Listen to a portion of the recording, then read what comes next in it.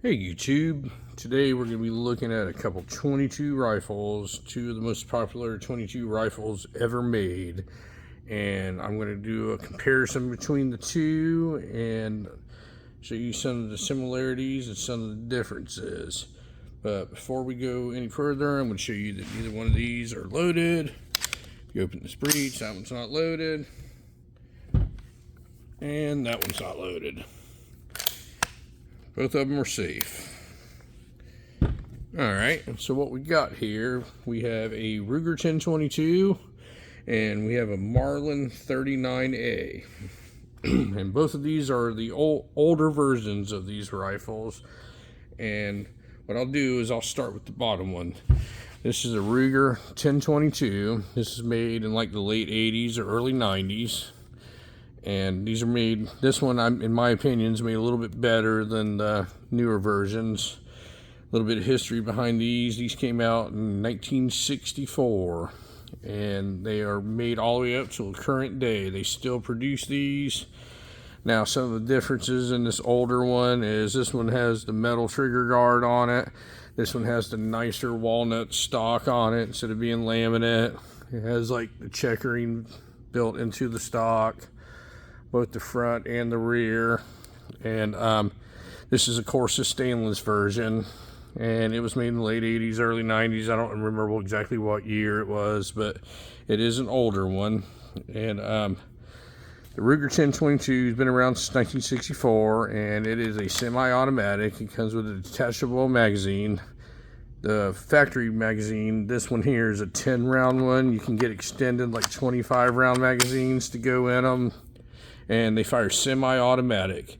They're relatively reliable as a rimfire automatic weapon can be. You are going to have your occasional hiccups, and most of the time that's ammo dependent. You know, you can get weaker ammo if you shoot just bulk ammo out of it. Every now and then you're going to get a little dud on it. This one's got a little scope on it from the same time frame, and it's silver. It matches the stainless gun. It's got an old school leather sling on it, but really cool rifle. Second one is a Marlin 39A. This is a really popular gun. This is the longest running shoulder fired weapon ever produced. They came out with these in 1921. Actually, they called it the Marlin 39A in 1921. They actually had them before that in the late 1800s. And they were just called model 1891 or something like that. I don't remember the exact model number. And they had them in like octagon barrels and all that. But the actual 39A was introduced in 1921, and it ran all the way through, I believe it was around 2007. And it is a lever action gun. So it is not semi-automatic. So this is going to be almost 100% reliable with no matter what kind of ammunition you put in it, because you actually have to cycle it every time you fire it with the lever action. And this is a magazine, or tube fed magazine, and this one holds about 20 something rounds. It's over 20 rounds. I can't remember the exact round count, but this one will fire 22 shorts, 22 longs, and 22 long rifles. And of course it's got the little Marlin dot on the stock. It's beautiful walnut stock. This one was made in the 40s. Now, the later 39As had the golden trigger on them, and they called it the golden 39A. This is before they came out with this. This was Annie Oakley's gun. Annie Oakley made the 39A famous because she used to put on her shows, and that's the gun that she used to do all her exhibitions. Now, we're going to talk about some advantages and disadvantages of the two. With the 1022, it's very easy to operate. You don't have to cycle it every time. You basically put a magazine in it, put the magazine in the bottom, you cycle it, and you actually fire it until it empties, just like any other semi-auto weapon. Now, so the disadvantage is it's a little tricky to work, and it can be a little finicky with ammo and stuff like that. And just like with any semi-automatic 22 long rifle, you're going to have your occasional hiccups and all that, but magazine fed, easy to load, semi-automatic, no cycling. Marlin, I wouldn't say it's difficult to load, but it's a little bit more difficult than the Ruger 1022. You got to pull this rod out of it, and you load the shells in here. You just drop them in until it's all the way full. Push it back down, and every time that you fire this weapon, you cock it, fire it, eject, fire. So it doesn't matter how weak the ammunition is or all that, it's still gonna fire every time. It's kind of like a revolver versus an automatic. You can the revolver is going to obviously be pretty much 100% reliable. It's always going to go off. The automatic's going to have its little hiccups, jam, and all that. Now, both of these weapons, their manufacturer has claimed that they're the most successful 22 long rifles ever made. Now, they both got a good argument. This Ruger, there's nothing you can't do to these. They have a world of aftermarket support.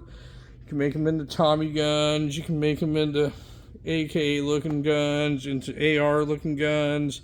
There's nothing that they don't offer a kit for this. There's so much aftermarket support with this. This is like the Glock of 22 long rifles.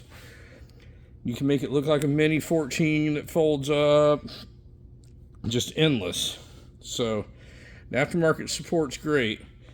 With the 39A, not so much, but most people wouldn't want to modify something like that. If you're buying a lever action rifle, you pretty much want to have it a lever action rifle. But they have been around a long time. They're the highest quality lever action 22 rifle made, and their name just sticks for themselves. Now, when they went out of business and they sold the rights to, I think they actually sold it to Ruger, but I don't think they've actually produced any 39A since they've had the rights to them. The last few years, the quality kind of went downhill and all that, and they really weren't made as well as the ones like these older ones here are, but you know, it ran a really long time. For 1921 until the late 2000s, you know, that's a long run. And this one equally, from 1964 to present day, they still run. Now these you can buy in a takedown version where you can put it in a backpack. The Marlins are also takedown versions. It has a little thumb screw right here. You just loosen the screw like this and pull it apart in two pieces, and it's a natural takedown rifle. So they both have versions in that. Like I said, they're both 22 long rifle. They're both pretty much about the highest quality rifles you can get. They just don't make stuff like this anymore, these older rifles and all that. And I wanted to show a side-by-side comparison and show you two of the most popular 22 rifles that there is. Now, I like them both, and I like shooting both of them. I like the 1022. Everybody has a 1022 or has on the 1022 or at least shot one. Not everybody's on the Marlin lever action gun, but I would say they're equally as popular. And if I had to choose between the two, and I'm a little partial because this one's a little sentimental to me, but I would take the 39A over the 1022. These are a little bit more sought after. There's a lot less of, I wouldn't say there's a lot less of these around, but you don't see these pop up for sale as often as you do the 1022 since they are still making these. Now, you don't see a lot of these in this kind of condition that are made like this, but you can still buy a 1022.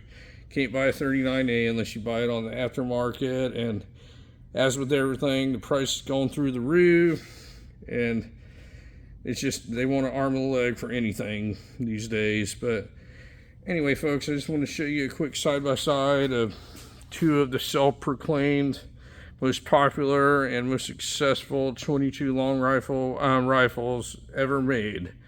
These are two iconic rifles. These are the benchmark of 22 rifles.